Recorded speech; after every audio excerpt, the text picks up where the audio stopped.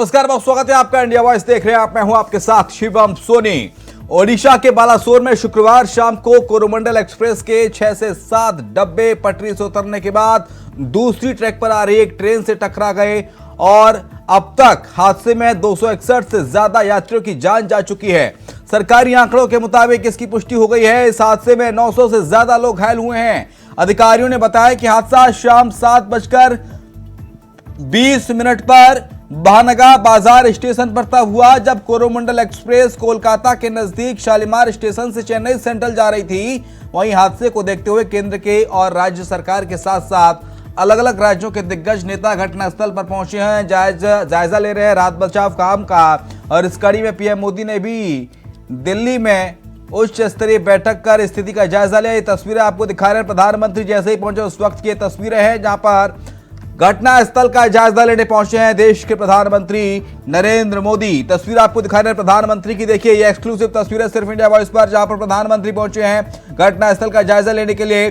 केंद्रीय रेल मंत्री अश्विनी वैष्णव उनके साथ हैं और पूरा घटनाक्रम उनको समझाया जा रहा है। और प्रथम दृष्टया ये पूरा मामला सिग्नल फेल होने का बताया जा रहा है कि सिग्नल फेल हुए, सिग्नल नहीं मिले ट्रेन के लोको पायलट को, इसलिए ये हादसा हुआ। हादसे की बड़ी वजह जो है वो सामने आई है कि सिग्नल फेल होने के चलते हादसा हुआ। 261 से ज्यादा अब तक जान इस पूरे घटनाक्रम में चली गई है, 900 से ज्यादा लोग घायल हैं। लेकिन बड़ा सवाल ये कि जो लोग जनरल बोगी में थे उनका आंकड़ा कहां है, उनका डेटा कहां है। तस्वीरें दिखा रहे हैं, प्रधानमंत्री पहुंचे हैं। इसके साथ साथ तमाम राज्यों से राहत भी भेजी जा रही है। बंगाल की मुख्यमंत्री ममता बनर्जी ने पश्चिम बंगाल से 40 डॉक्टर से ज्यादा की टीम भेज दी है ओडिशा के लिए, और वो डॉक्टर्स की टीम वहां पर जाकर जो घायल है उनका इलाज करेगी।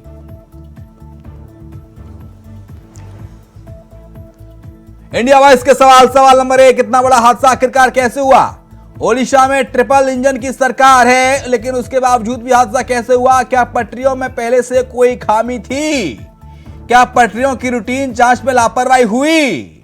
इसके साथ साथ क्या पटरियों से कोई छेड़छाड़ की गई थी? क्या ट्रेनों में एंटी कोलिजन सिस्टम लगा था? अगर एंटी कोलिजन सिस्टम था तो टक्कर आखिरकार कैसे हुई? क्या तेज रफ्तार की वजह से हादसा हुआ? इस हादसे के पीछे तेज रफ्तार की वजह सामने है। ट्रेन हादसे पर हाहाकार, आखिर कौन है गुनाहगार? आंसुओं का सैलाब, क्या है जवाब? इतना बड़ा हादसा आखिरकार कैसे हो गया जो तकरीबन 300 लोगों को निकल गया? ये देखिए किस तरह से हादसा हुआ, ये ग्राफिक्स के जरिए आपको समझा रहे हैं। यशवंतपुर हावड़ा एक्सप्रेस किस तरह बेपटरी हो गई, मालगाड़ी से टकरा गई और देखिए डिब्बे तितर बितर करके बिखर गए, एक दूसरे पर चढ़ गए डिब्बे, मालगाड़ी के ऊपर रेलगाड़ी का इंजन चढ़ गया और इसमें तकरीबन 300 लोगों की जान चली गई। 2 गाड़ियां आपस में टकराई और पीछे से आ रही थी दुरंतो हावड़ा एक्सप्रेस, और दुरंतो हावड़ा एक्सप्रेस भी जो दुर्घटनाग्रस्त गाड़ी थी उससे टकरा गई। तो अब तक जो खबर आई है वो है कि 300 लोग इसमें तकरीबन जान गंवा चुके हैं। मृतकों के आंकड़े पर इजाफा लगातार होता जा रहा है। तो वहीं सवाल यह कि सबसे सुरक्षित माने जाने वाला भारतीय रेल आखिर इतना असुरक्षित कैसे हो गया? 1981 में 7 बोगी नदी में गिरी थी बिहार में। यूक्यूलोइन में 1988 में ट्रेन झील में गिरी, 106 की मौत हुई। देश के भीषण रेल हादसे वो ग्राफिक्स के जरिए आपको बता रहे हैं। देश में भीषण हादसे कब किसके सन में हुए, कितने लोगों की जान गई? 1995 में अगस्त में दिल्ली में दो ट्रेनों की टक्कर हुई थी और 350 यात्रियों की मौत हुई थी इस टक्कर में। इसके बाद बात करते हैं साल 1999 की। कोलकाता में यह हादसा हुआ अगस्त में, 2 ट्रेनों की टक्कर हुई और 285 जानें चली गईं, 285 निर्दोष लोग मारे गए। 2005 में विलुंगोडा आंध्र प्रदेश में हादसा हुआ, 77 लोगों की मौत हुई, ट्रेन पटरी से उतर गई थी विलुंगोडा में। इसके साथ साथ विलुंगोडा के बाद बात करते हैं जुलाई में फतेहपुर में 2011 में हादसा हुआ, ट्रेन पटरी से उतर गई, 70 लोग काल के गाल में समा गए। फतेहपुर के बाद बात करते हैं उत्तर प्रदेश की, जहां पर 2016 में हादसा हुआ नवंबर में, एक्सप्रेस ट्रेन पटरी से उतरी और 146 लोग काल के गाल में समा गए। जनवरी 2017 में आंध्र प्रदेश में पैसेंजर ट्रेन पटरी से उतरी, 41 लोगों की मौत हुई। अब आंध्र प्रदेश के बाद अगली घटना पे आती है। 2018 अक्टूबर, पंजाब का अमृतसर जगह ट्रेनों ने मुसाफिरों को कुचला। 59 लोगों की मौत हुई थी अमृतसर में, जहां पर ट्रेनों ने मुसाफिरों को कुचल दिया, यात्रियों को कुचल दिया। जून 1981 सहरसा बिहार 7 बोगी नदी में गिर गई, 800 की मौत हुई थी।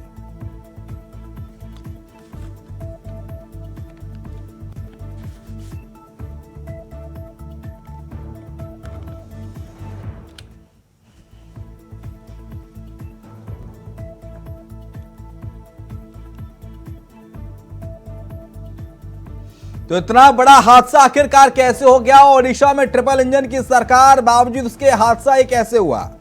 पटरियों में खामियां थी क्या पटरियों का मेंटेनेंस नहीं किया गया था? आखिरकार हादसे की वजह क्या है? जो हादसे की जो स्पष्ट वजह है वो अब तक सामने नहीं आ पाई है। 900 लोग अभी घायल हैं जो जिंदगी और मौत से जूझ रहे हैं। कोरोमंडल एक्सप्रेस बेपटरी हो गई, मालगाड़ी से भिड़ी, दूसरी तरफ से आ रही दुरंतों ने टक्कर मार दी। इसके चलते हादसा हुआ। और पहली वजह सामने आई है कि सिग्नल फेल हो गया, सिग्नल नहीं मिला लोको पायलट को सिग्नल नहीं मिला, इसके चलते हादसा हुआ है।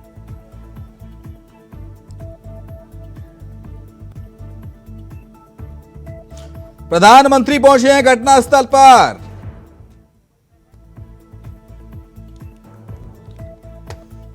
ठीक है, चलिए चर्चा पे आते हैं। हमारे साथ तमाम मेहमानों का पैनल जुड़ गया है। पवन शर्मा है, प्रवक्ता है कांग्रेस पार्टी के, बहुत स्वागत है आपका। डॉक्टर धनुष है, राजनीतिक विश्लेषक हमारे साथ, और जल्दी हमारे साथ अशोक बजाज होंगे, प्रवक्ता भारतीय जनता पार्टी, और शैलेंद्र श्रीवास्तव सर रहे हैं हमारे साथ वरिष्ठ पत्रकार के तौर पर। लेकिन शुरुआत शैलेंद्र श्रीवास्तव सर आप ही के साथ।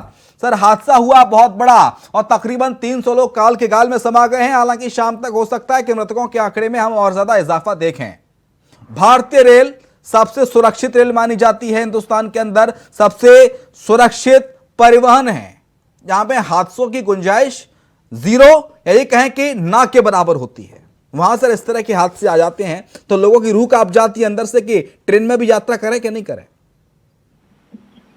सही बात है, और ये शायद रेलवे के इतिहास में भारत में सबसे बड़ी घटना मानी जा रही है। और ये तब हुआ जब अभी कुछ समय पहले ही रेल मंत्री अश्विनी वैष्णव जी ने ये एक प्रेजेंटेशन दिखाया था कि यूरोपियन कंट्रीज में जो सेफ्टी सिस्टम है रेलवे को लेकर के, उससे कहीं बेहतर सिस्टम हमने अपने यहाँ इजाद किया है, और उसका नाम कवच करके रखा था। और उस कवच की खासियत इस थी उस सिस्टम की कि यदि सेम ट्रैक पर 2 ट्रेन आ रही हैं तो वो सेंसर लगा हुआ था आगे, वो सेंसर ऑटोमेटिकली ब्रेक लगा देगा और 400 मीटर का गैप आपस में 2 ट्रेनों के बीच में रहेगी। और इससे कभी भी आमने सामने या पीछे से आकर के दूसरी ट्रेन पर चढ़ने या आगे से किसी ट्रेन के पीछे आकर के भिड़ जाने, इन तरह की संभावनाओं आशंकाओं को नियंत्रित किया जा सकता था। तो अभी उन्होंने इसी तरह की टेक्नोलॉजी का प्रदर्शन किया था और ये माना जा रहा था कि रेलवे के लिए ये बहुत ही उन्नत किस्म के टेक्नोलॉजी का प्रयोग हो रहा है, तो आगे हमारी सुरक्षित यात्रा सुनिश्चित हो पाएगी। लेकिन जिस तरह से यह घटना हुई, इसमें सहयोग भी बहुत बड़ा है। केवल मानवीय भूल ही नहीं कहेंगे, ठीक सिग्नल की प्रॉब्लम बताई जा रही है, सिग्नल की वजह से दिक्कत थी, लेकिन आप सहयोग भी देखिए इस तरह का बन गया कि एक तरफ वो उस ट्रेन से जाकर आमने सामने भिड़ रही है और उसी समय दूसरी ट्रैक पर भी दूसरी ट्रेन आ जा रही है और उस ट्रैक पर ऑलरेडी भिड़े हुए ट्रेन के बोगी पड़े हुए हैं। तो इस वजह से भयावह स्थिति हो गई है, इस तरह का सहयोग बना और ये बड़ा दुर्भाग्यपूर्ण है। और इसमें जो जनरल बोगी के जो ऊपर वाले हैं, और इस समय में ऐसे में जबकि इस समय गर्मी की छुट्टियां हैं और इस समय परिवहन संसाधनों को बहुत ज्यादा लोड है, लोग कहीं गर्मी की छुट्टी मनाने के लिए जा रहे हैं, कहीं शादी विवाह के लिए, लगन का सीजन बहुत जबरदस्त है, तो लोग बहुत ज्यादा यात्रा कर रहे हैं, परिवार के परिवार। इसमें ट्रेन में कहीं रिजर्वेशन नहीं मिल पा रही, टिकट नहीं मिल पा रहा। लोग जानते हुए भी रेलवे जो एसी के कोचेज हैं उसमें क्षमता से दुगना तिगुना लोग जा रहे हैं और जमीन पर सो करके लेट करके पूरा टिकट किराया दे करके भी जमीन पर बैठ कर या खड़े होकर के यात्रा कर रहे हैं। ऐसे में मरने वालों की आइडेंटिटी निर्धारित करना एक चुनौती होगी और दूसरे उनकी संख्या का सही से गिनती करने में भी दिक्कत आएगी। और ये बहुत बुरी घटना है, इससे लोगों के मन में डर पैदा हुआ है कि ट्रेन सबसे सुरक्षित यात्रा मानी जाती थी। बहुत से लोग बस से यात्रा केवल इसलिए नहीं करते थे कि एक्सीडेंट होता रहता है, हवाई जहाज से बहुत से लोग यात्रा नहीं करते हैं आज भी, कि न जाने कब वो हवा में हिलते हिलते जमीन पे आ जाए। और लेकिन अब आजकल तो सर प्लेन को लेकर कई खबरें सामने आ रही हैं, डराने वाली खबरें। तो ये बड़ी चिंता का विषय हो गया है। और मतलब थोड़ा सा सिक्योरिटी पर्पज पर हमको ध्यान देना पड़ेगा, सेफ्टी पर, कि किस तरह सेफ्टी मेजर को हम ज्यादा सही करें। ये अलग बात है, रेलवे नेटवर्क हमारा इंडिया का सबसे विशाल नेटवर्क है पूरे दुनिया में, और जितनी ज्यादा संख्या में यहाँ पर ट्रेन का आवागमन होता है, कैरी करता है, उस हिसाब से देखा जाए तो एक्सीडेंट यहाँ पर बहुत सीमित संख्या में है और बहुत ही अच्छी ये सिस्टम चलती है। लेकिन फिर भी कहीं न कहीं इस तरह की जो चूक हो रही है, उसमें हमें ऑटोमेशन करने की जरूरत है। हमें सिंगल नहीं बल्कि कई लेयर के ऑटोमेशन और सेफ्टी मेजर्स को अपनाने की जरूरत है, ताकि अगर एक लेयर कहीं से गड़बड़ हो जाए तो दूसरी लेयर और तीसरी लेयर हमें सुरक्षित रख सके। क्योंकि मानव जीवन बड़ा कठिन और बहुत ही दुर्लभ है, जिसको मिला है उसको इस तरह से असमय काल कबलित होना, ये हमारे सारे सिस्टम पर प्रश्न चिन्ह खड़ा करता है। ऐसे में सरकार जो कर सकती है वो तो कर ही रही है। तो उन्होंने 10-10 लाख 12-12 लाख देने की जो घोषणा की है, इससे तो सरकार क्या कर सकती है? इससे तो हौसला दे, सांत्वना दे। हाँ, ये है कि जो लोग वहां पर थे, जो इस कार्य में लगे हुए हैं, अधिकारी कर्मचारी रेलवे के, जिनकी ड्यूटी थी, उनको ये सोचना चाहिए आपस में कि उनकी लापरवाही कितने लोगों की जान को लेने का सबब बन सकती है। वो अपनी इस नौकरी को केवल आजीविका के माध्यम से समझे, वो इसको एक सेवा समझे। वो समझे कि उनके कहने पर, उनके भरोसे पर कितने लोग अपनी जान उस ट्रेन में रख देते हैं, कितने लोग गहरी नींद में सो जाते हैं सिर्फ ये सोच करके ड्राइवर सही जगह पहुंचाएगा, जो सिग्नल का इंस्पेक्टर है वो सही से चेक किया होगा, जो सुरक्षा व्यवस्था कर रही है जीआरपी और आरपीएफ के लोग, वो हमें सुरक्षित पहुंचाएंगे। बहुत से लोगों के ऊपर भरोसा करके आदमी से बैठता है।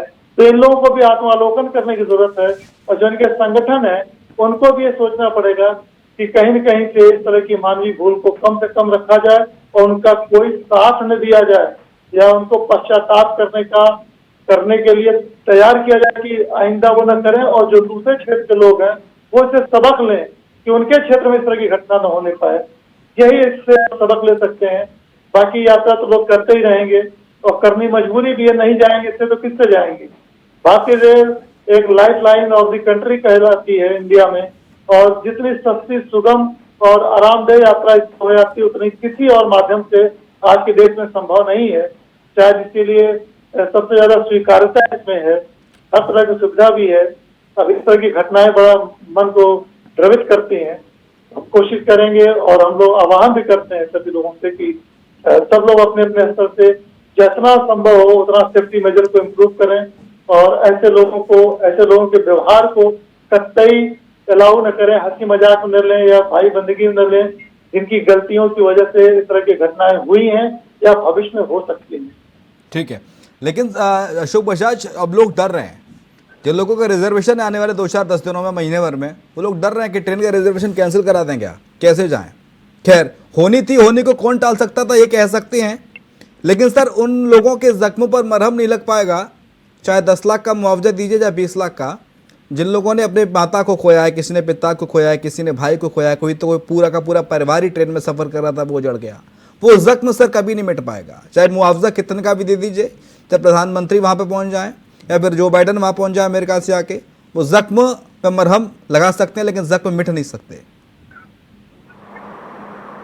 अशोक बजाज, सही बात है, तो कहा ही जा सकता है। लेकिन जो रेलवे के लोग हैं, ये वहाँ पर इनको सबक लेनी चाहिए। हाँ, ये जो रेलवे के अधिकारी हैं, इनको सोचना होगा, ये केवल नौकरी के तौर पर लेकर ना चले कि हमको नौकरी मिल गई है, हमको हर महीने वेतन मिले, सुविधा मिले, फ्री में रेल पास मिले, ये इसके लिए नहीं है।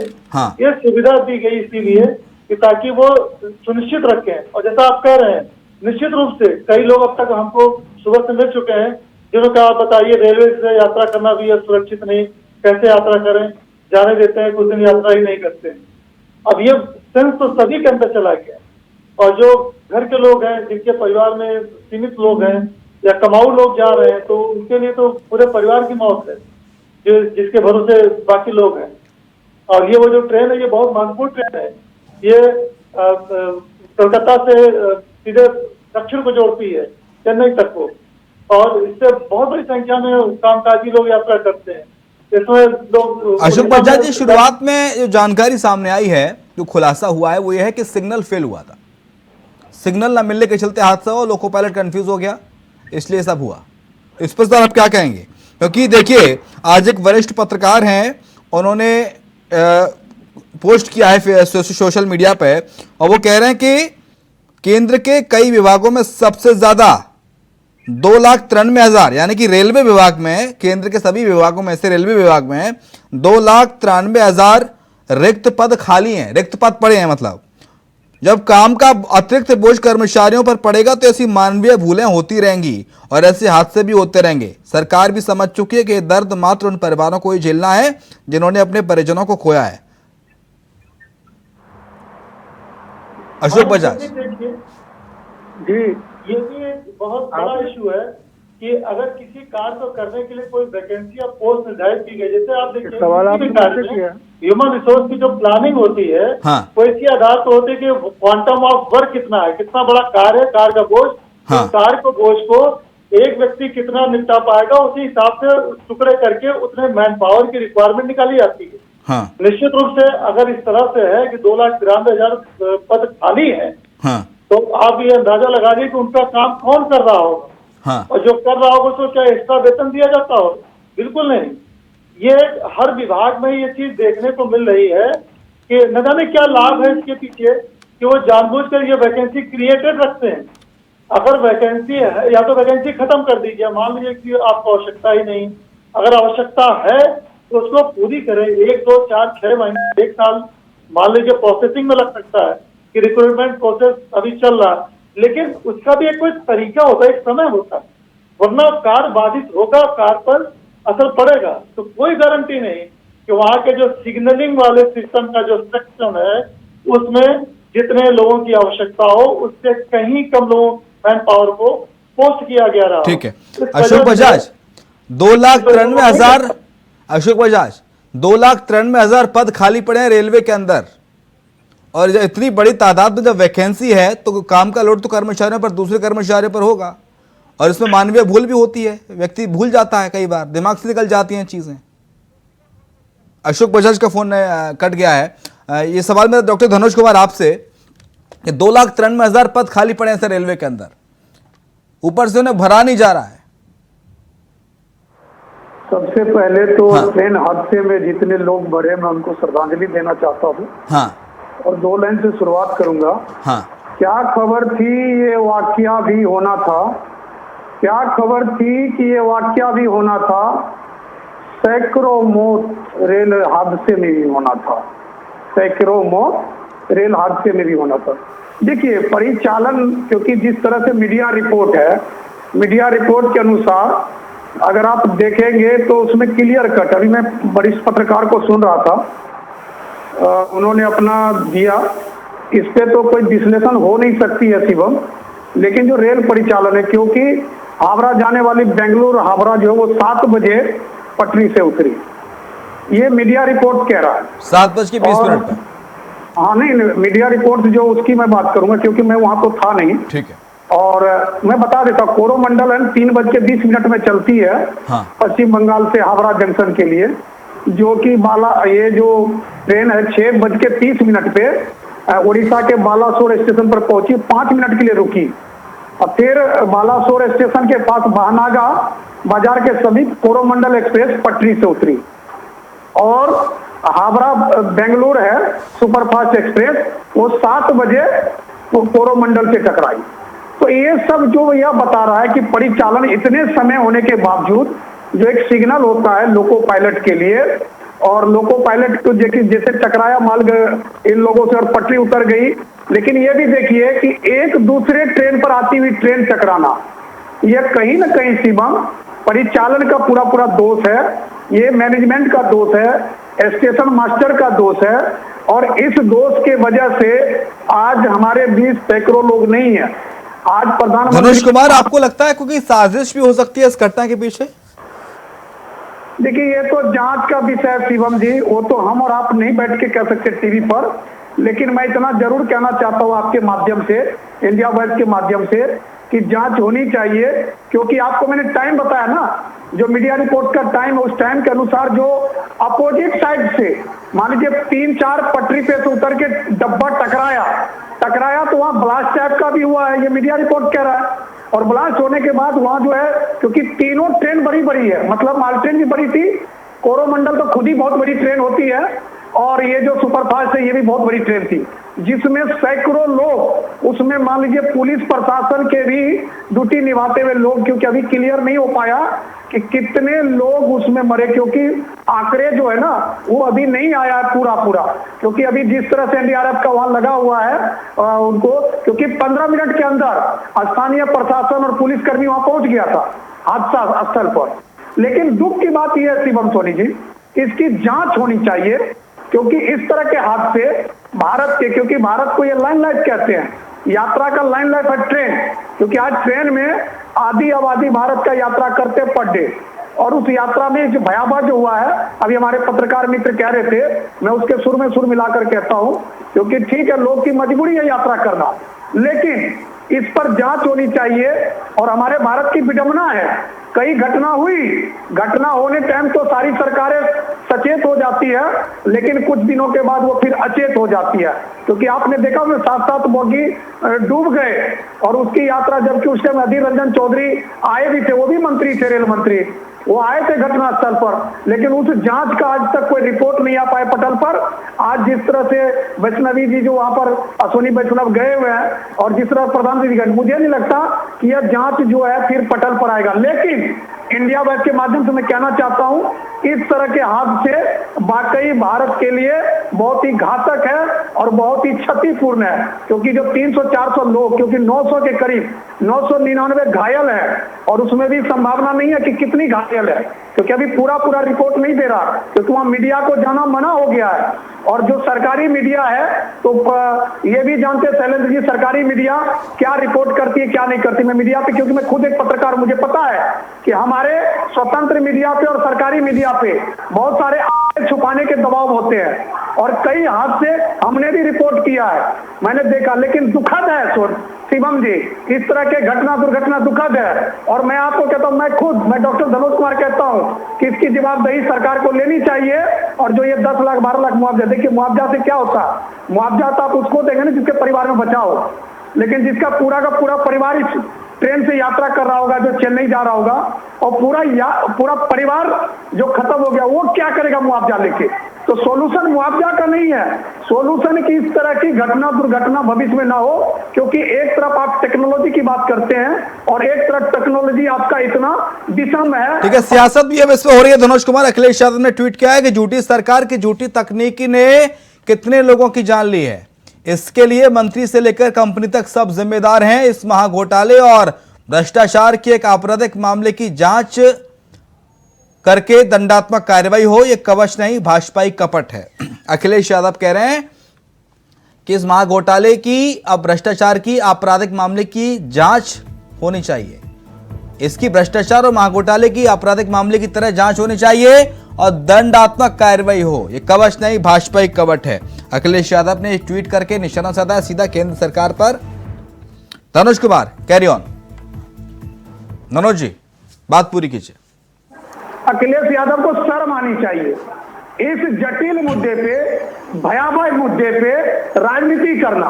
आप परिचालन को दोष दीजिए ना, क्या वहां रेल मंत्री तो पहुंच गए, वहां सरकार तो वहां पहुंच गए। इस तरह का राजनीति करना हमारे देश के लिए दुर्भाग्य है, हमारे देश के भविष्य और उज्जवलता के लिए दुर्भाग्य है। आप दोषी जो जांच के बाद पता चलेगा, लेकिन एक ट्वीट करके पूरी सरकार को दोषी ठहरा दे। मैं तो कह रहा हूं ना, मीडिया ने खबर दी है, मीडिया ने सबसे पहले खबर दी है। अगर यही अखिलेश यादव लिखता कि मैं भारतीय मीडिया को धन्यवाद कहता हूं, तो मैं उनका स्वागत करता, लेकिन वो जिस तरह से भाजपा और सरकार को लपेट रहा है, यह दुर्भाग्यपूर्ण, ऐसी बातें इस वक्त नहीं करना चाहिए। पवन शर्मा, संवेदना नहीं है, पवन शर्मा भी जुड़े हमारे साथ। पवन शर्मा सर, आज हम डिबेट कर रहे हैं, 4 दिन तक और करेंगे हो सकता है इस घटनाक्रम पर, लेकिन उसके बाद हम भी चुप हो जाएंगे, आप भी चुप हो जाएंगे। इस तरह के हादसे, लेकिन फिर 4 साल बाद एक और हादसा हो जाएगा, 2 साल बाद एक और हादसा हो जाएगा। लेकिन सवाल यह है, कितने हादसे अब तक इस देश में रेल के हो चुके हैं, इन हादसों से सबक क्यों नहीं लिया जाता? सिस्टम इतना फेलियर सर बार बार क्यों साबित हो जाता है? सिस्टम इतना बोना साबित क्यों हो जाता है जान के सामने कि जान ले जा रहा है? पहले तो आपके चैनल का शुक्रिया जो इतना ये जो सेंसिटिव मुद्दा है इसको आपने डिबेट में लिया, क्योंकि ये जो दुर्घटना हुई है कल हो गई थी, कल मेन स्ट्रीम मीडिया ने इसको तवज्जो नहीं दी बिल्कुल भी। क्यों? क्योंकि आज की डेट में अगर मीडिया कुछ लाती है तो सरकार की बदनामी होती है, उसको पूरा बंधक बना लिया गया है।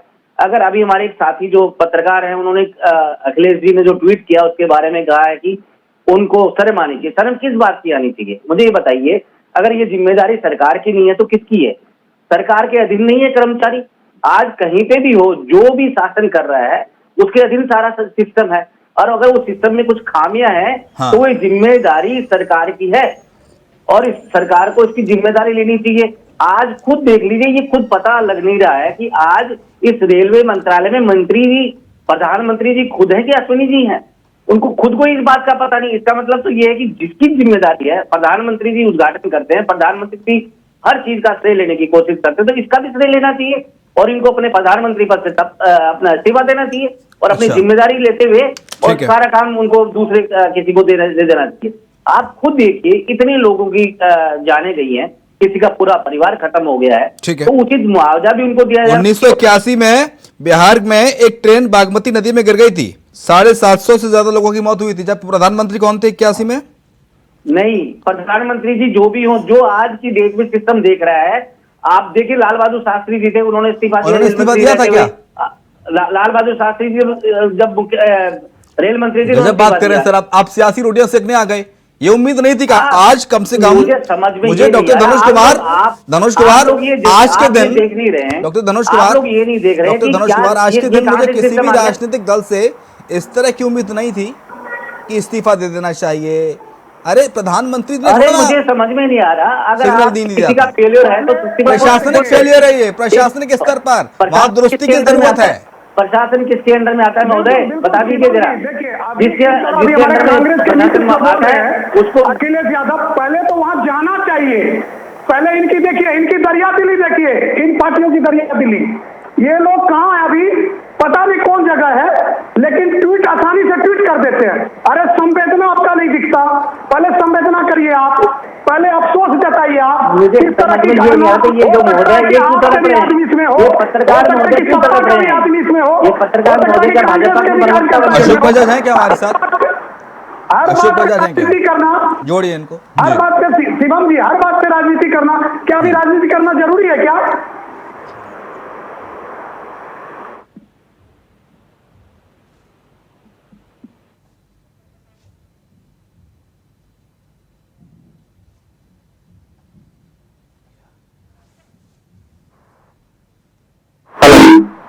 जी सर, आवाज आ रही है मेरी? हाँ, मेरा सवाल शैलेंद्र सर से है। शैलेंद्र सर, ये आंकड़ा तो आ गया कि 900 लोग घायल हैं, 263, 285 जो आंकड़ा लगातार कम बढ़ रहा है, इतने लोगों की जान गई है। उन लोगों का क्या सर जो जनरल बोगी में सवार होते हैं? 2 बोगी आगे होती हैं, 2 बोगी पीछे होती हैं। शैलेंद्र श्रीवास्तव सर,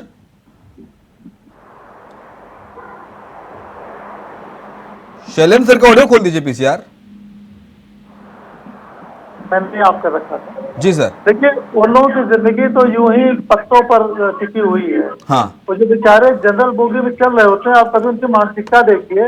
हाँ। या कभी उन पर घुस करके देखिए, जिस तरह की दयनीय हालात, आपके खड़े होने बैठने तक की तो व्यवस्था है नहीं। हाँ। है, और उसके बावजूद वो किसी तरह खड़े होकर के वो उसमें यात्रा कर रहे होते हैं। कहीं बगल में कोई खगार के थूक रहा है, कोई सिगरेट पी रहा है, कोई बीड़ी पी रहा है, कहीं कोई जो है खाना निकाल के वहीं खा रहा है, किसी के बच्चे उसमें पेशाब कर दे रहे हैं। इस तरह की अमानवीय स्थिति, और उसमें जो टॉयलेट भी है उसमें आप अगर झांक लीजिए तो आप पेशाब करने नहीं जाएंगे, टॉयलेट करना तो दूर की बात है। टॉयलेट में लोग सवार होते हैं सर, इतनी जगह नहीं रहती कि सीट मिल जाए, लोग टॉयलेट में घुस जाते हैं खड़े होने के लिए कि पैर रखने की जगह टॉयलेट में मिल जाएगा कुछ नहीं तो वो बेचारे नारकीय समय बिताते हुए तो अपनी यात्रा करते हैं किसी तरह, और ऐसे में वो भगवान भरोसे यात्रा करते हैं कि हम बस अपनी जगह पहुंच जाएं। उधर क्या होता है कि जब शासन का जो मुखिया जब पहुंच जाता है, हाँ। तो नीचे तक के लोग सैनिटाइज हो जाते हैं। हाँ। वरना नीचे वाले हैं वो अपनी नौकरी बचाने या आक्षेप से बचने के चक्कर में हाँ। वो बहुत चीजों को स्किप कर देते हैं, हाँ। वो गायब कर देते हैं। क्योंकि जैसे सिग्नलिंग का सिस्टम था, हाँ। तो सिग्नलिंग सिस्टम में जिम्मेदारी किसकी बन रही है? अगर वो व्यक्ति अपने अधिकारियों को देखेगा, अगर हाँ। उन्हीं तक सीमित होगा तो मामले को गायब कर देंगे। हाँ। क्योंकि स्टाफ का मामला चलता है और वो अधिकारी कर्मचारी एक दूसरे को बचाने के चक्कर में बड़े बड़े ब्लंडर कर देते हैं। हाँ। अब इस समय जब प्रधानमंत्री पहुंच गए, रेल मंत्री पहुंच गए, तो उनकी नजर पड़ गई, तो बहुत मतलब ज्यादा वो हर चीज को छिपा नहीं पाएंगे। कई जगह पर उनकी नजर पड़ी होगी, उन्होंने हाँ। उसको निर्देश दिए होंगे, जो जो बोलते गए वो सब नोट हो जाता है और उसकी रिकॉर्डिंग हुई है, वो सब है। मीडिया को जाने से रोका इसलिए जा रहा है कि मीडिया का भी जितनी संख्या है और जिस तरह से घुस जाए, कार्रवाई हो रही है और कैमरा लिए घुसे पड़े हैं, तो वो भी एक दिक्कत होती है। तो उसमें हो सकता है एग्जीक्यूटिव ऑर्डर के तहत रोक दिया गया हो, लेकिन एकदम नहीं रोक लगानी चाहिए, थोड़ी एक डिस्टेंस दे करके उनको हम मौके पर रहने देना चाहिए।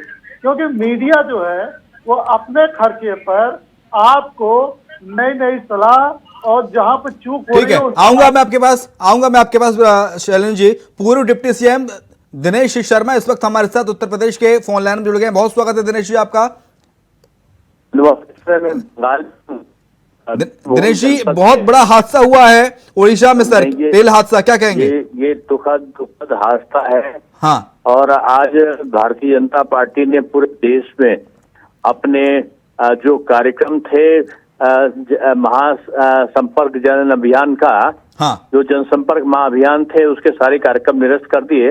हाँ। आज मैं यहाँ बंगाल प्रदेश में आया हुआ हूँ। हाँ। और जनपद बर्धमान और वीरभूम में कार्यक्रम थे, उनको भी निरस्त कर दिया गया है। हाँ। माननीय प्रधानमंत्री जी ने स्वयं वहाँ का अवलोकन किया है। हाँ। और जो मृतक हैं उनको भी और जो घायल हैं उनको भी, हाँ। मृतक परिवारों को और घायलों को भी सरकार ने सहायता दी है। हाँ। निश्चित रूप से एक बड़ा हादसा है, दुखद हादसा है। ईश्वर से यही प्रार्थना है कि दिवंगत आत्माओं को सद्गति प्रदान करें। इस समय मिलिट्री के लोग भी लगे रहे और पुलिस भी और अन्य जो बल हैं उन सब ने मिलकर सामूहिक ऑपरेशन चलाया है। और मुझको लगता है कि जल्दी ही जो घायल हैं उनके उपचार के लिए उनको अच्छी व्यवस्था और सुनिश्चित होगी। और जो दिवंगत परिवार है उनके परिवार को सहायता जिस प्रकार से भी दी जा सकती है, गवर्नमेंट इस पे तत्पर है।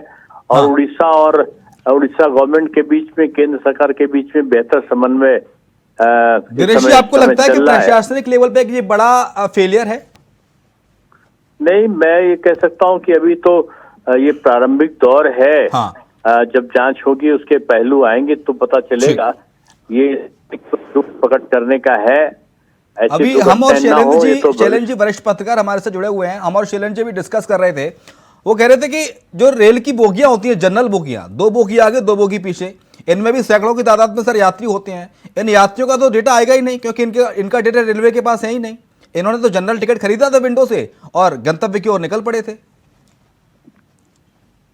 नहीं, अब देखिए भी ये सारी चीजें प्रारंभिक दौर पे हैं। हाँ। जैसे जैसे जांच बढ़ेगी, राहत कार्य आगे चलेगा। हाँ। तो वैसे वैसे सारी चीजें क्लियर होकर सामने आएंगी। इसीलिए सारे बल लगाए गए हैं। सारे लोग सामूहिक रूप से सहायता कार्य में लगे हैं। हाँ। और प्रदेश और केंद्र की दोनों की मशीनरी अच्छी तरीके से काम कर रही हैं। हाँ। जो कठिनाइयां तो ही हैं, लेकिन जो कठिनाइयां आएंगी उसको दूर करने में भी ठीक है। लेकिन दिनेश जी, आपको लगता है कि सरकार इस मामले में डेटा को, मृतकों का जो आंकड़ा उसे छिपाएगी नहीं? जो सच होगा वो पूरी दुनिया के सामने आएगा? डॉक्टर, सरकार क्यों छुपाएगी? अब आजकल वो जमाने नहीं है। हाँ। कि जो कोई चीजें छुप सके। हाँ। आजकल हर चीज सामने है और सरकार की नीति और नियत बिल्कुल साफ है कि किसी भी तरीके से पहले तो प्रथम प्राथमिकता यही है कि जो दुर्घटना में घायल लोग हैं उनको राहत पहुंचाई जाए, और दूसरा जो दिवंगत लोग हैं उन तक सहायता पहुंचाई जाए। तकरीबन सर, जैसे कि हम लोगों ने कुछ लोगों से राय ली, वो कह रहे हैं कि 3 लाख से ज्यादा पद ऐसे हैं रेलवे विभाग में जो खाली पड़े हैं, और ऐसे में जब पद खाली पड़े हैं तो जो कर्मचारी हैं उन पर अतिरिक्त काम का बोझ होता है, तो मानवीय भूल होना स्वाभाविक है। नहीं, देखिए, इसमें कर्मचारियों के बोझ से और उससे कोई संबंध नहीं है। हाँ। इसमें ये एक तत्कालिक घटना है जिसके कारण इस प्रकार की दुखद स्थिति आई है। और मैं कह सकता हूँ कि ये सब जांच के विषय हैं जिन पर आप चर्चा कर रहे हैं। हाँ। ये भविष्य जो मजिस्ट्रियल जांच होगी या जो रेलवे की इंक्वायरी होगी उसके बाद ये तथ्य आएंगे तो हम लोग कुछ कहने की स्थिति में होंगे। ठीक है, बहुत शुक्रिया आपका दिनेश शर्मा जी, पूर्व डिप्टी सीएम उत्तर प्रदेश के हमारे साथ फोन लाइन पर थे और इंडिया वॉइस के हर सवाल का बेबाकी के साथ उन्होंने जवाब दिया। मैं वापस आऊंगा शैलेंद्र श्रीवास्तव सर। सर आपने सुना पूर्व डिप्टी सीएम को? हाँ, ये दिनेश शर्मा साहब थे, बहुत ही सीधे हुए व्यक्ति हैं, पद नहीं है बार इस तरह का, लेकिन अच्छी बात उन्होंने कही। लेकिन यहाँ पर मैं थोड़ा सा इत्तेफाक रखता हूँ कि मैन पावर का असर सीधे सीधे कार के परफॉर्मेंस पर होता है जी। अगर मैन पावर कम है तो उसका असर हो सकता है। ये सोच करके मत अवॉइड कीजिए कि नहीं ऐसा तो हो ही नहीं सकता। ये जरूरी भी नहीं है कि वहीं पर कम हो, क्योंकि जो ओवरऑल संख्या है कि 3,93,000 करीब, पता नहीं एग्जैक्ट कितना है। हाँ। लेकिन जो भी है ये तो मोटे तौर पर माना जाता है कि सरकार के जितने विभाग हैं हर जगह वैकेंसी अच्छी खासी संख्या में खाली है। सरकार चाहे तो भर सकती है, लेकिन क्यों नहीं भर रही है उसके बारे में कोई स्पष्ट न तो नीति है न कोई स्पष्ट जवाबदेही है। लेकिन सर आपने जो जनरल बोगी वाला मुद्दा हमने उठाया था अभी, उस पर भी कुछ संतोषजनक जवाब नहीं मिला।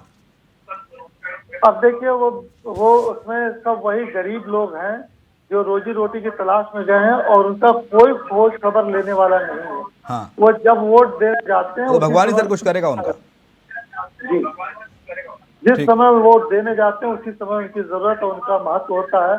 उसके बाद केवल एक उनको हौसला दिए रखा जाता है मोटे तौर पर, ठीक है करो आते हैं, तो एक रेगुलर एम्प्लॉयमेंट कहिए या सब नहीं हो पाता। उसके पीछे एक बहुत बड़ा कारण है हमारे देश की जो जनसंख्या है। इसको भले मानव संपदा के नाम पर आजकल प्रचारित किया जा रहा है कि हैंड हमारे पास बढ़ेंगे, हैंड बढ़ेंगे, खाने का जो आसपास इकट्ठा नहीं हो पा रहा है। मैं आऊंगा सर आपके पास, आपके ऑडियो में थोड़ा दिक्कत ग्लिच आ रहा है, उसे ठीक कर लेते हैं, उसे दुरुस्त कर लेते हैं। पवन गोयल साहब मेरी आवाज आ रही है आपको? ठीक है, पवन गोयल जी का नंबर हमारे पास नहीं है। पवन शर्मा है हमारे साथ, प्रवक्ता कांग्रेस पार्टी के। पवन जी, जो रेलवे में अभी काफी रिक्त पद खाली पड़े हैं, रिक्त पद हैं जो भरे नहीं गए, 3 लाख तकरीबन 3 लाख जो संख्या बताई जा रही है, उन पर आप क्या कहेंगे?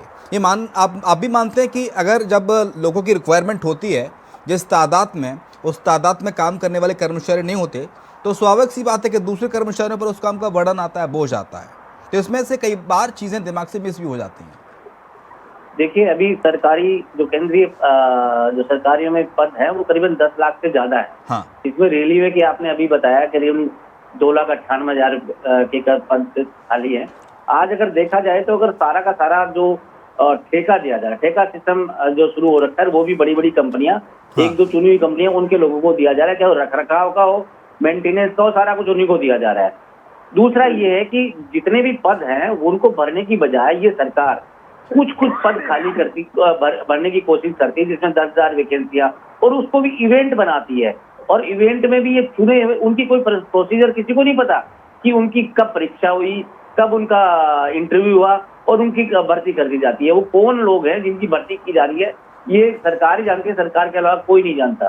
दूसरा ये कि जो जितने भी पद है उनकी हर हाल में जो सरकार ने वादा किया था कि हर साल 2-2 करोड़ की नौकरी देंगे, वो कम से कम वही नौकरी दे दें। तो 10 लाख के पद खाली पड़े वही भर दें, तो उससे ही जो रोजगार है उनको रोजगार, जो बेरोजगार है उनको रोजगार मिल जाए। तो सरकार की कसनी और करनी दोनों में बहुत फर्क है। ये कहती कुछ हो रहा है, करती कुछ हो रहा है। आप खुद ही देख लीजिए, इनका इवेंट ऐसे चलता है, जो रेलवे मंत्री जी कहते हैं कि ऐसा कवच आ गया है कि अब कोई दुर्घटनाएं होंगी नहीं, अपने आप ब्रेक लग जाएंगे, अपने आप सबको पता लग जाएगा। तो ये देखो कि ये टोटल फेक न्यूज फैलाते हैं और जनता तक इतने तक पहुंच जाते हैं कि जनता एकदम इनके ऊपर विश्वास कर लेती है। चाहे वो मीडिया के माध्यम, मीडिया वाले तो खुद इसकी हवा फैलाने में माहिर होते हैं।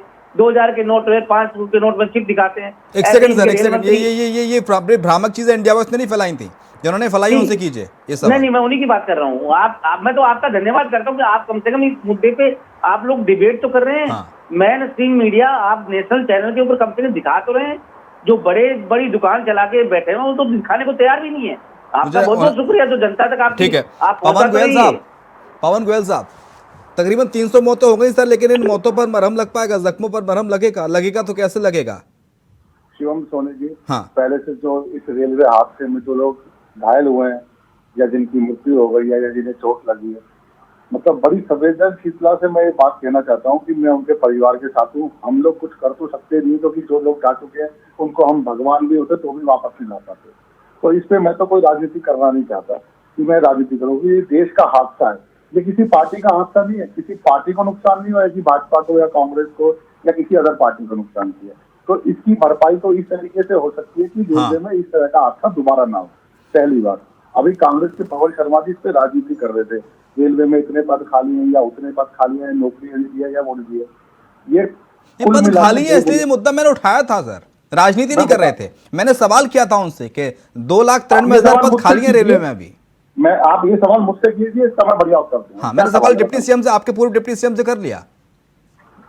हाँ जी, क्या दोबारा बताइए? शिवम जी पूछिए मुझसे, क्या कह रहे थे आप? मैंने सवाल आपके पूर्व डिप्टी सीएम दिनेश शर्मा जी से कर लिया था अभी 5 मिनट पहले। आप जी, फिलहाल तो मैं भाजपा का कार्यकर्ता हूं, मैं जवाब दूंगा। लेकिन पद खाली है तो सर वर्णन तो दूसरे कर्मचारियों पर होगा ना? नहीं शिवम जी, इसको मैं दूसरे तरीके से समझाने की कोशिश करता हूँ आपके चैनल के माध्यम से, इंडिया वॉइस से। आज रेलवे में जितना ज्यादा विकास हुआ है पिछले 10 सालों में, इतना पिछले 30 सालों में भी नहीं हुआ। मैं उसके डाटा और आंकड़े आप लोगों के सामने रख रहा हूँ। कश्मीर से लेकर कन्याकुमारी तक जिस तरीके से रेलवे बढ़ रही है, 175 वंदे भारत एक्सप्रेस तो आप चला रहे हैं, लेकिन जो गरीब हैं उनके लिए जनरल बोगी हैं, उन बोगियों में इजाफा नहीं किया जा रहा। गरीब के लिए कोई प्रबंध नहीं किया जा रहा। गरीब के लिए कोई प्रबंध नहीं किया जा रहा सर। जनरल बोगी एक होती थी, कई ट्रेनों में से तो एक में से आधा कर दिया गया, 2 में से 1 रह गई, 4 थी तो 2 रह गई। कई ट्रेनों में जनरल बोगियां ही नहीं है।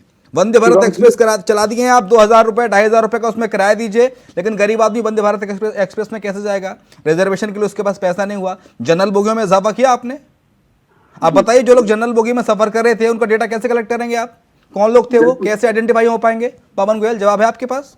बिल्कुल है जवाब मेरे पास इसके। बताइए, आप मुझे मौका देंगे तभी तो जवाब दूंगा। ठीक है, आपने कहा कि जो जनरल बोगियों के अंदर जिनका डाटा नहीं है, अगर उनके साथ हादसा हो गया, हादसा पीड़ित हो गए, तो उनका आप मुआवजा कैसे देंगे? यही प्रश्न है आपका। मैं आपको इसका बात का उत्तर दे रहा हूँ। प्रधानमंत्री, रेल मंत्री, वहाँ का रेलवे डिपार्टमेंट, वहाँ के अधिकारी, वहाँ के मिनिस्टर, वहाँ के उड़ीसा के सब वहाँ पहुंचे हुए हैं। उसके अंदर घायल, वो ये देख कर नहीं दिए कि उनकी टिकट है या नहीं है। घायलों की संख्या का डाटा किया जाएगा। पूरे अधिकारी वहाँ उसी टाइम तुरंत पहुंच गए। 14 कंपनी एनडीआरएफ की टीम के साथ भी वहाँ पर दिखे हैं। दूसरी बात, रेलवे के अंदर जिस तरीके से कश्मीर से कन्याकुमारी तक, और रेलवे की नौकरियों के ऊपर मैं बता दूं, प्राइवेट कंपनियों को ठेका दिया गया, उसके अंदर जापान, अमेरिका, लंदन से लोग नौकरी नहीं कर रहे, उसके अंदर भारत के लोग नौकरी कर रहे हैं। जितना भी रेलवे आंकड़े झूठे हैं, जो आंकड़े हमने बताए झूठे हैं। धनुष कुमार, बिल्कुल बिल्कुल, कांग्रेस के हिसाब से तो भारतीय जनता पार्टी सारी की सारी झूठी। ठीक है, ओके, जो आप एक बार बताओ, अगर कोई सरकार झूठी होती तो वो दोबारा रिपीट नहीं करती। अगर सरकार भी झूठी होगी तो 2024 में रिपीट नहीं करेगी। 2019 में रिपीट किया था, क्यों किया था? रिजल्ट दिया था तो किया था। तो वही काम है, अगर जनता के लिए काम किया होगा 2024 में 100% जीतेंगे, चाहे वो आवास योजना से हो, चाहे सड़कों से हो, चाहे वो हाईवे से हो। धनुष कुमार, जब भी कोई हादसा होता है, इस तरह की घटना होती है, तो उससे सबक लिया जाता है, लेकिन सबक लिया जाता है महज 1, 2, 3 साल के लिए। उसके बाद उस तरह की घटनाएं दोबारा से रिपीट होना शुरू हो जाती हैं। यानी कि संजीदगी हमेशा नहीं दिखाई जाती, गंभीरता हमेशा नहीं दिखाई जाती इस तरह की चीजों को लेके, या हमेशा अगर कोई कर्मचारी अधिकारी इस तरह की लापरवाहियों को लेकर संजीदा रहे तो ऐसे घटनाक्रम देखने को ना मिले। धनुष कुमार, देखिए शिवम जी, आपके एक संवेदनशील क्वेश्चन है, उसके साथ मैं खड़ा हूँ। हाँ, और वो है, मैं भी इस चीज को कई बार मैंने लेख भी लिखा है, रिपोर्टिंग भी करा है। ठीक है, जब मैं जूनियर हुआ करता था, किसी के अंदर काम कर रहा था, और जब हम लोग भी कभी अचानक से ट्रेन पकड़ने जब जाते थे, आपको मैं बता दूं, हाँ, तो जनरल बोगी का ही सहारा लेना पड़ा था। हाँ, और उसमें जब जाते थे तो उनका जो दृश्य था ना, 72 सीट्स होते हैं, तो 72 ही मतलब होनी चाहिए, लेकिन उसमें 2000, 500, 600 ऐसे कर करके होते थे। और बहुत सारे तो ऐसे व्यक्ति भी थे जो जिनके पास रिजर्वेशन है, वेटिंग, और वो भी उसमें सफर कर रहे हैं। तो ये इस पर भी तो सरकार को देखिए, मैं ये नहीं कह रहा, सरकार को इससे भी काम करना चाहिए। डेवलपमेंट सिर्फ एक दिशा में नहीं होता है। एमएसटी वाले आ जाते हैं ना रिजर्वेशन बोगियों में। हाँ, वो जिसको वेटिंग है वो कहाँ जाएगा, क्योंकि वहाँ बैठने को देता नहीं, वो लोग भी जनरल का ही सहारा ले लेता है। लेकिन मैं आपको यह कह रहा था, जिस तरह से जनरल बोगी बहुत कम होते हैं। अभी मैं हाल फिलहाल की घटना बता रहा आपको, दिल्ली स्टेशन पर मैंने आवाज उठाया था, क्योंकि इस तरह की आवाज मैंने, जब मैं दिल्ली से मैं कानपुर जाता, कानपुर सेंट्रल, तो 2 बोगी जैसे है उसमें, और उसमें जो इतने लोग थे वहाँ के जो मतलब स्टेशन मास्टर वगैरह, उनको मैंने एज ए पत्रकार, क्योंकि मैं मेरा काम करने का जो तरीका, मैं डायरेक्ट बात करता हूँ, हाँ। तो मैंने उनसे पूछा भी कि इस तरह की जो है, इस पर आप लोग क्यों नहीं रिपोर्ट देते रेल प्रशासन को, यानी जो मंत्रालय की ओर है उनको क्यों नहीं बताते। और ऐसे मंत्री है अश्विनी वैष्णव जी, जो कि आकर पूछते हैं पैसेंजर से, तो पैसेंजर से वो रिजर्वेशन में क्यों पूछते हैं, वो जनरल में क्यों नहीं जाके पूछते हैं कि आप कैसे हो, किस तरह हो, क्या कष्ट है, क्या दुख है। तो ये जो है एक वैलिड क्वेश्चन है। इंडिया वॉइस के माध्यम से मैं जरूर कहना चाहूंगा, खासतौर पर माननीय प्रधानमंत्री जी से, कि अगर आप इन चीजों को, जैसे वो देखिए संवेदनशील, जैसे भी हमारे शैलेश जी भी ने कहा, क्योंकि सारे काम छोड़कर प्रधानमंत्री वहां पहुंच गए, नो डाउट, बाकी और सब ट्वीट कर रहा है, क्योंकि उनको भी पहुंच जाना चाहिए था वहां, अगर वो बातें कैसी होती, क्योंकि उसमें सपा के भी लोग होंगे, कांग्रेस के भी लोग होंगे, उसमें सारे लोग हैं, ऐसी बात नहीं है कि उसमें सिर्फ भाजपा के लोग होंगे। मैं ये नहीं कहता, इस देश के लोग थे, अगर पार्टी विशेष बात करें सबका होगा, लेकिन उस स्थल पर जाकर बोलना चाहिए। मैं इसलिए थोड़ा सा विरोध दर्ज किया कि आप ट्वीट कर रहे हैं, ट्वीट करिए तो संवेदनशील करिए, पॉलिटिक्स मत करिए। सवाल मेरे पास शैलेंद्र सर से पूछता हूँ। शैलेंद्र सर, पहलवानों के धरने पर तो सियासी रोटियां सेकने के लिए सब राजनीतिक दल चले जाते हैं, लेकिन आज कोई नहीं गया सर वहाँ ओडिशा में, क्योंकि यहाँ पे जाने से वोट भी मिलेंगे, राजनीतिक दलों को पता है। देखिए, जो सत्ता में पार्टी है उसकी जिम्मेदारी है, विपक्ष है उसको हम बहुत ज्यादा नसीहत नहीं दे सकते। विपक्ष का मतलब क्या होता है, कोई भी ऐसा व्यक्ति जो शासन में नहीं है वो विपक्ष में है। ये उससे उम्मीद मत कीजिए कि वो आपके सुर में सुर मिलाएगा, आपकी हाँ में हाँ मिलाएगा, आपके कहने पर खड़ा होगा, बैठेगा, उठेगा, बोलेगा, क्यों की उम्मीद कर रहे हैं। हाँ, बस इतनी सी बात है कि ऐसे मौके पर पैनिक ना हो, कोई बात ना हो कि एक बड़ी खबर आ रही है, मैं आऊंगा शैलेंद्र जी आपके पास, माफी चाहता हूं। एक बड़ी खबर आ रही है, और बड़ी खबर क्या है वो दर्शकों को बता देते हैं। इस हादसे से जुड़ी बड़ी खबर, बालासोर की घटना वाली जगह से पीएम मोदी रवाना हो गए हैं। बालासोर में जिस जगह कल शाम को घटना हुई, उस वहां से प्रधानमंत्री रवाना हो गए हैं। पीएम ने हादसे वाली जगह से स्वास्थ्य मंत्री को फोन किया, स्वास्थ्य मंत्री से बात हुई है। कैबिनेट सेक्रेटरी स्वास्थ्य मंत्री से बातचीत की प्रधानमंत्री नरेंद्र मोदी ने, और बालासोर से प्रधानमंत्री रवाना हो गए हैं। घटना वाली जगह से प्रधानमंत्री रवाना हो गए हैं। मौका मुआयना, निरीक्षण और समीक्षा करने के बाद स्वास्थ्य मंत्री से फोन पर बातचीत हुई है, और प्रधानमंत्री उम्मीद है कि जहां पर जो घायल हैं इनका इलाज जारी है वहां पहुंचेंगे, ऐसी उम्मीद जताई जा रही है। ठीक है, हम चर्चा पे आते हैं। शैलेंद्र जी अपनी बात पूरी कीजिए। शैलेंद्र जी, जो विपक्षी दल है, हाँ, हम उनसे बस इतनी अपेक्षा कर सकते हैं कि कहीं पर कोई चूक हो रही हो तो उस पर हमारा ध्यान आकृष्ट कराए। हाँ, उनको ये नहीं कहते कि आप क्यों नहीं आए, क्यों नहीं खड़े हुए, क्यों नहीं बैठे, क्यों नहीं काम किए, क्योंकि कोई भी व्यक्ति जो सत्ता में नहीं है वो विपक्ष में है। पहली बात तो ये क्लियर होनी चाहिए। हाँ, दूसरी चीज, कोई बात ऐसे मौके पर नहीं होनी चाहिए जिससे काम करने वालों का मनोबल गिरे। जिसने गलती की है उसको आइडेंटिफाई किए रहिए और उसको सजा जरूर दीजिए, अगर वो इंटेंशनल है तो। और अगर वो इंटेंशनल यानी सोच समझ करके जानबूझ करके इस तरह लापरवाही नहीं है तो उसको सुधार गृह में भेजिए, ताकि उसके अंदर वो तेजी और चैतन्य भाव पैदा हो, या उसकी प्रशिक्षण ट्रेनिंग कराइए, जो भी कुछ कीजिए। अगर कमियां हैं उन कमियों को फाइंड आउट कीजिए। वो कमियां हो सकता है मैन पावर की कमी हो सकता है वो उनके स्किल में, उनके अंदर जो कार्य कुशलता उसमें कमी हो सकता है उनके यहाँ जो दूसरा व्यक्ति जो कम्युनिकेशन में शामिल हो उसके द्वारा कम्युनिकेशन पास करने में गैप किया गया हो, उसमें हो सकता है हमारे इंफ्रास्ट्रक्चर जो हो वो एंड मौके पर फेल हो गया हो सकता है जो इंफ्रास्ट्रक्चर की मेंटेनेंस करते हैं उनकी कमी रही हो।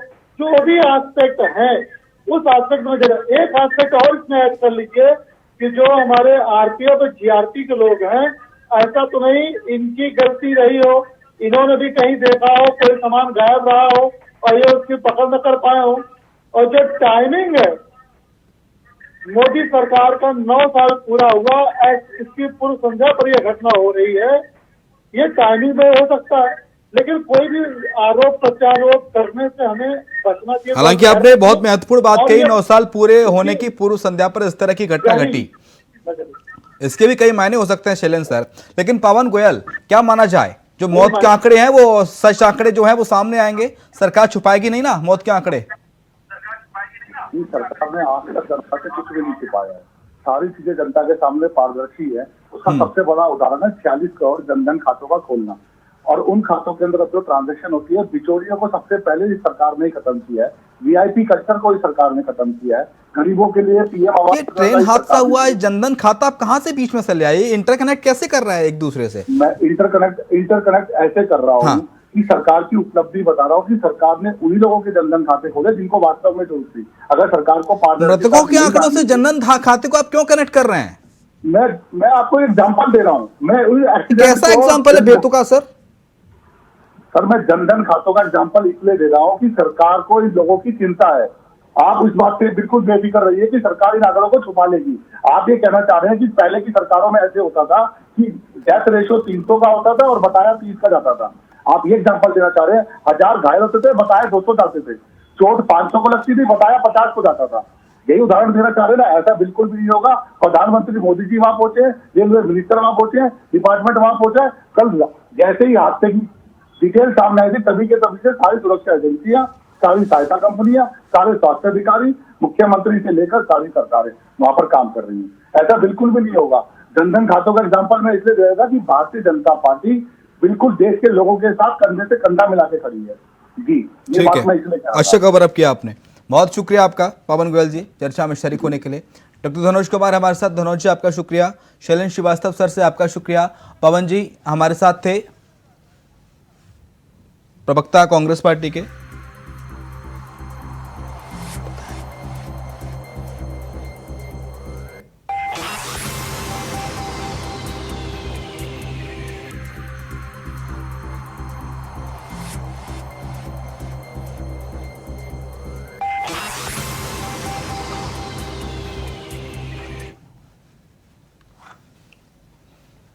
तो पटरी से कोरोमंडल एक्सप्रेस ट्रेन उतर गई, उसमें तकरीबन 300 जिंदगियां काल के गाल में समा गई। ये तस्वीरें भी आपको दिखा रहे हैं। प्रधानमंत्री नरेंद्र मोदी भी वहां पहुंचे, घटनास्थल का उन्होंने जायजा लिया। घटनास्थल पर रेल मंत्री अश्विनी वैष्णव भी थे।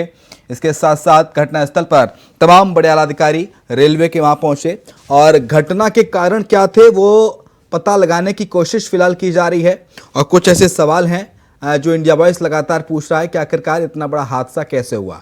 ओडिशा में ट्रिपल इंजन की सरकार है, उसके बाद भी टक्कर कैसे हुई? क्या पटरियों में पहले से कोई खामी थी? ये हादसे का कारण हो सकता है क्या? क्या पटरियों की रूटीन जांच में लापरवाही हुई थी? ये हादसे का कारण हो सकता है क्या? क्या पटरियों से कोई छेड़छाड़ की गई थी? इसके साथ साथ क्या ट्रेनों में एंटी कोलिजन सिस्टम लगा था क्या? अगर एंटी कोलिजन सिस्टम लगा था तो टक्कर कैसे हुई?